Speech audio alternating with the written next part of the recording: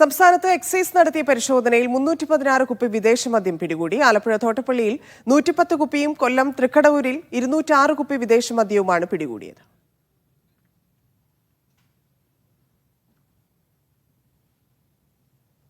സംസ്ഥാനത്ത് ഇന്നലെ വൈകുന്നേരം 7 മണി മുതൽ അടുത്ത 2 ദിവസം ഡ്രൈഡേ ആണ്. ഇത് മുന്നിൽ കണ്ടാണ് പ്രതികൾ മദ്യം വിൽപ്പനയ്ക്കായി സൂക്ഷിച്ചത്. കൊല്ലത്ത് എക്സൈസ് നടത്തിയ പരിശോധനയിൽ 206 കുപ്പി മദ്യവുമായി ഒരാളെ പിടികൂടി. തൃക്കടവൂർ നീരാവിൽ സ്വദേശി ജോൺ പോളാണ് പിടിയിലായത്. നീരാവിലെ വീട്ടിലായിരുന്നു 103 ലിറ്റർ മദ്യം സൂക്ഷിച്ചിരുന്നത്. കൊല്ലം എക്സൈസ് ഇൻസ്പെക്ടർ ആർ രഞ്ജിത്തിന്റെ നേതൃത്വത്തിലായിരുന്നു പരിശോധന. ഒരാഴ്ചക്കിടെ ജില്ലയിൽ 226 ലിറ്റർ മദ്യമാണ് പിടികൂടിയത്. ആലപ്പുഴ തോട്ടപ്പള്ളിയിൽ 110 കുപ്പി വിദേശ മദ്യമാണ് പിടികൂടിയത്.